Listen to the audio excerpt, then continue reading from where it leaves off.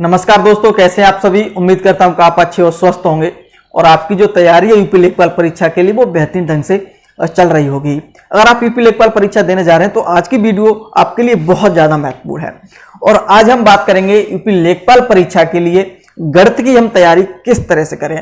इसमें हम बात करेंगे सभी पॉइंट पे हम बात करेंगे आप फुल मार्क जो है किस तरह से ला सकते हैं।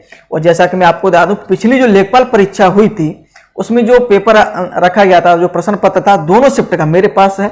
तो कुछ क्वेश्चन है उनका लेवल मैं आपको बताऊंगा, पढ़ के सुनाऊंगा किस तरह से जो है गणित के आपसे प्रश्न परीक्षा में अब पूछे जाएंगे। तो आप फुल मार्क किस तरह से ला सकते हैं, कौन से जो टॉपिक है उन पर जो आपको ज़्यादा ध्यान जो परीक्षा के लिए देना चाहिए। तो सारी चीज़ों पर जो हम आज बात करेंगे, कौन सी बुक जो है सबसे बेस्ट रहेगी इस लेखपाल परीक्षा के लिए गणित की, तो सारे पॉइंट पर हम बात करेंगे। तो सबसे पहले एक महत्वपूर्ण जानकारी मैं आपको दे दूं कि अगर आप यूपी लेखपाल परीक्षा की तैयारी कर रहे हैं तो हम अपने चैनल के माध्यम से ग्रामीण परिवेश से और यूपी जीके से संबंधित दोनों का हम 500 प्रश्नों की एक सीरीज चला रहे हैं, जो लेखपाल परीक्षा के लिए आपके लिए बहुत ज़्यादा महत्वपूर्ण है। तो उन वीडियो को आप अवश्य देखिएगा अगर आप लेखपाल परीक्षा इस वर्ष देने जा रहे हैं। तो सबसे पहले हम बात करेंगे जो गणित का पूरा सिलेबस है। जैसे कि हम सबसे पहले मैं आपको बता दूं, जो गणित से पिछली बार जो लेखपाल परीक्षा हुई थी उसमें 25 प्रश्न परीक्षा में पूछे गए थे और ये एक ऐसा सब्जेक्ट होता है जिसमें आप फुल मार्क ला सकते हैं। कहने का मतलब ये है मेरा कि पिछली वर्ष भी बहुत सारे स्टूडेंट ऐसे थे जो 25 प्रश्न जो है पूछे गए थे और 2500 प्रश्न उनके सही थे। बहुत सारे स्टूडेंट ऐसे थे और जिनका मैथ बहुत अच्छा होता है तो बहुत अच्छा इसमें जो है स्कोर करते हैं। तो जो सिलेबस की हम बात करेंगे, जो पिछला लेखपाल परीक्षा हुई थी उसी के इस तरफ से मैंने लिखा है पूरा सिलेबस। कुछ पॉइंट मैंने अपनी तरफ से इसमें जो है ऐड इसलिए किए हैं कि पिछली बार जो सिलेबस जारी हुआ था तो 2-4 पॉइंट क्वेश्चन ऐसे थे वहां से हट के पूछे गए, तो उन पर भी जो हम बात करेंगे। तो सिलेबस पूरा आप देख लीजिएगा एक बार कि अंकगणित से भी प्रश्न परीक्षा में पूछे जाएंगे, आपके बीजगणित से भी प्रश्न परीक्षा में पूछे जाएंगे और रेखागणित से भी प्रश्न परीक्षा में अब पूछे जाएंगे। और कौन कहां से अधिक पूछे जाएंगे वो हम आगे बात करेंगे। तो ये अंकगणित में सांख्यिकी की हम बात करें तो टॉपिक थोड़ा मैं आपको बता देता हूं। जैसे कि संख्या पद्धति, प्रतिशतता, लाभ हानि, कार्य समय, दूरी, ब्याज, अनुपात, तो आपका एलसीएफ एचसीएफ है, आपका वर्गमूल, घनमूल, औसत, बारंबारता, संचयी बारंबारता, चार्ट जो आपका पाई चार्ट और दंड चार्ट, आंकड़ों का निरूपण, आय चित्र, माप, समांतर माध्य और माध्यिका बहुलक, इसमें ये पूछा जाएगा अंकगणित में, सांख्यिकी में। ये जो टॉपिक है उनसे प्रश्न आएंगे। ठीक है, आगे हम बीजगणित में बात करें तो 2-3 टॉपिक हैं। जैसे योग समीकरण है आपका, द्विघात समीकरण और गुणनखंड क्षेत्रफल प्रमेय।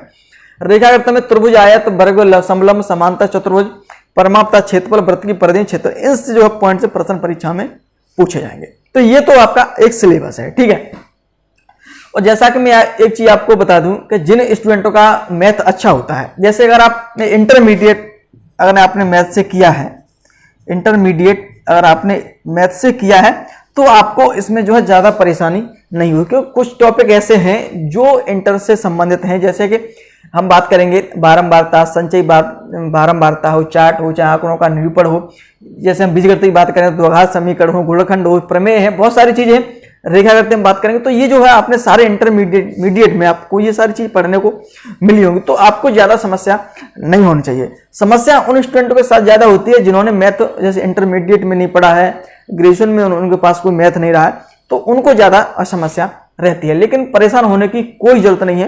कोई सब्जेक्ट किसी का थोड़ा वीक होता है, कुछ सब्जेक्ट उनके अच्छे होते हैं। जैसा कि मैं अपनी ही बता दूं कि मेरा मैथ है, मैं सच ही आपको बता रहा हूं कि मेरा मैथ और सब्जेक्ट की अपेक्षा उतना अच्छा नहीं रहा है। जैसे कि हम जीके की बात करें, हिंदी की बात करें, जैसे कि इसमें ग्रामीण परिवेश है उससे संबंधित बात करें तो बाकी सभी मेरे बहुत अच्छे रहे हैं।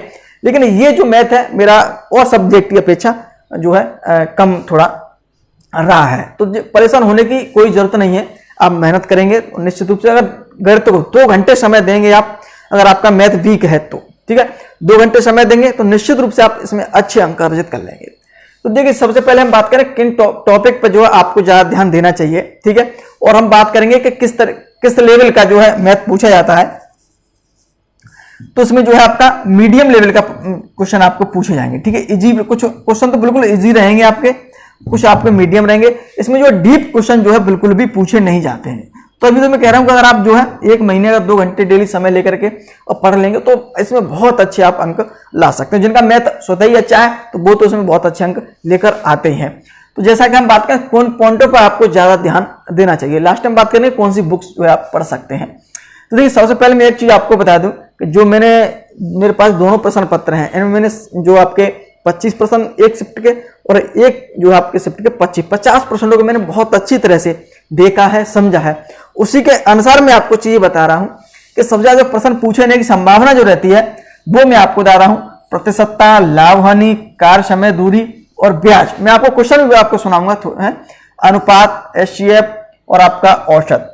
तो इनसे प्रश्न जो है सबसे ज्यादा परीक्षा में पूछे जाएंगे आपसे। आगे हम बात करेंगे और प्रश्न आपसे रखे जाएंगे, जैसे कि दोहा समीकरण से प्रश्न परीक्षा में पूछा जा सकता है। यहाँ पे परिमाप और क्षेत्रफल, परिमाप और क्षेत्रफल रेखा करते ही हम बात करेंगे। वृत्त की परिधि, क्षेत्रफल, वर्ग और आयत, त्रिभुज, इनसे भी जो है प्रश्न परीक्षा में पूछे गए पिछले वर्षों की अगर हम बात करेंगे तो, ठीक है। और माध्यिका, और माध्यिका से भी जो है समांतर माध्य, माध्यिका से भी प्रश्न परीक्षा में पूछने की सबसे ज्यादा संभावना। तो ये जो पॉइंट मुख्य है जिससे ज्यादा प्रश्न परीक्षा में पूछे जाते हैं। तो कुछ जो है जैसे मैं आपको सुना देता हूं कुछ क्वेश्चन किस लेवल के प्रश्न आपसे पूछे जाएंगे, आप देखिएगा। तो मैं आपको थोड़ा क्वेश्चन को थोड़ा दिखा देता हूं, देखिएगा। अगर हम बात करें प्रतिशतता की, अगर हम बात करें कि किस तरह के जो क्वेश्चन है पूछे गए हैं, तो देखिएगा किस तरह के। मैं आपको बता देता हूं, कोई दिक्कत वाली यहां बात ही नहीं है।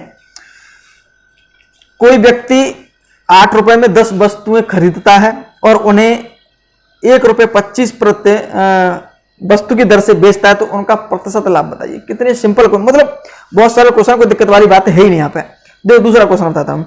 बजट से पहले किसी कार की कीमत 30% बढ़ाई जाती है और बजट से फिर 10% बढ़ाई जाती है, तो कार की कुल प्रतिशत वृद्धि क्या है? ऐसे प्रश्न आपसे पूछे जाएंगे।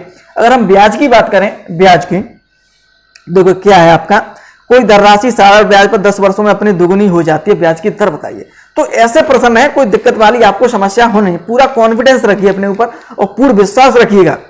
देखिए आधा काम तो आपकी कॉन्फिडेंस से होता है, विश्वास। पहले एक नेगेटिव मार्क नहीं थी, बस एक ये पॉइंट अच्छा था, पिछली जो परीक्षा हुई थी उसमें नेगेटिव जो है मार्किंग नहीं थी, लेकिन आगामी जो परीक्षा है आपकी उसमें नेगेटिव मार्किंग देखने को मिलेगी। तो मेरे कहने का मतलब ये है कि आप जो भी टॉपिक है एक अच्छे से तरीके से कर लें। आगे हम बात करें, देखेंगे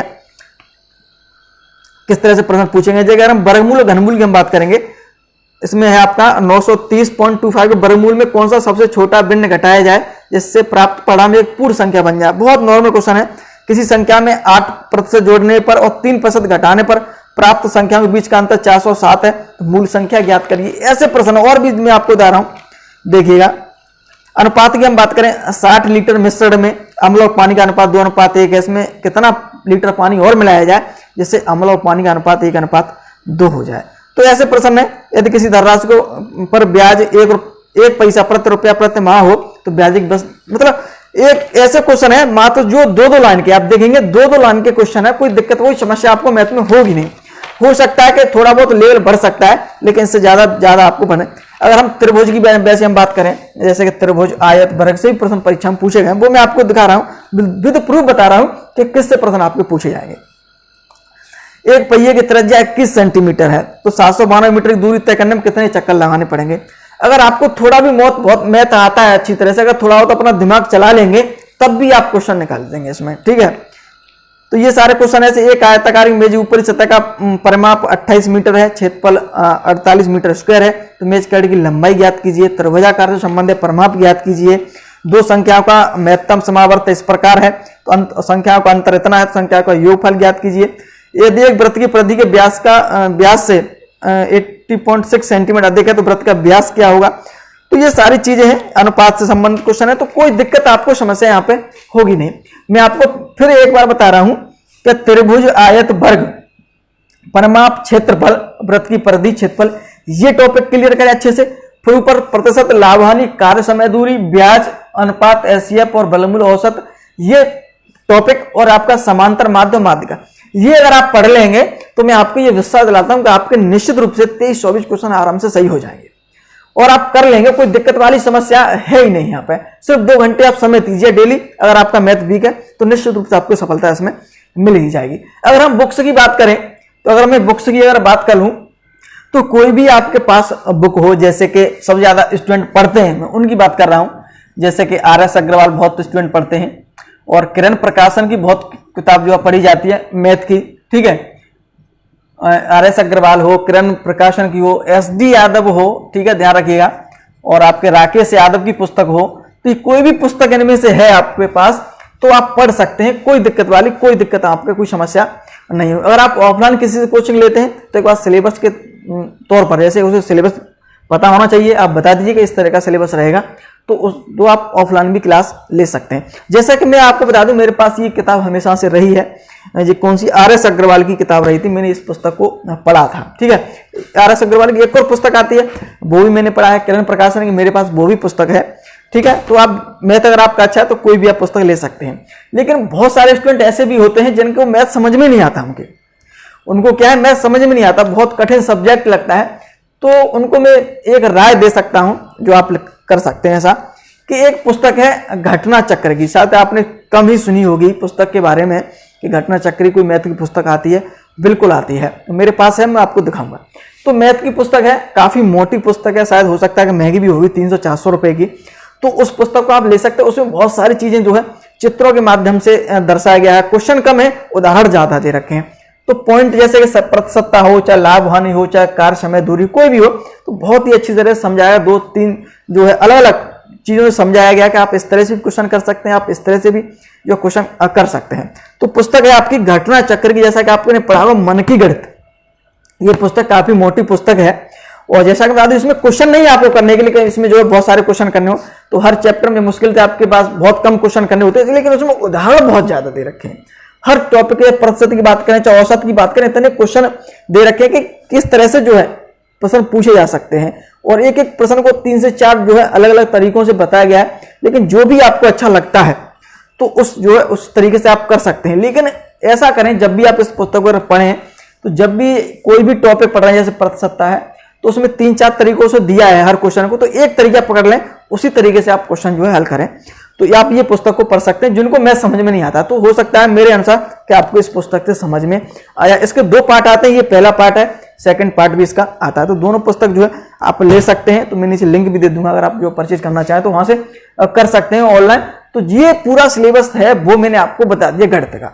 और मैं आपको बता दूं, गणित में जो भी प्रश्न आपसे रखे जाएंगे बिल्कुल मीडियम लेवल के रखे जाएंगे, और आप इसमें घबराने की और परेशान होने की कोई जरूरत नहीं। आप जो अच्छे मार्क इसमें ले आएंगे। सिर्फ आपको विश्वास अपने पर रखना है और आपको समय देना है, मेहनत करनी है, एक शिद्दत बनाना है कि हमें इसमें नंबर लाने ही लाने हर सब्जेक्ट में।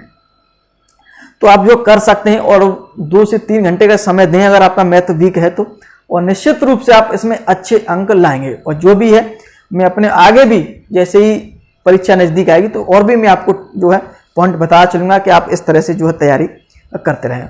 तो आज की वीडियो अगर आपको पसंद आई तो एक बार लाइक और शेयर जरूर करिएगा। वीडियो देखने के लिए आप सभी का बहुत बहुत धन्यवाद।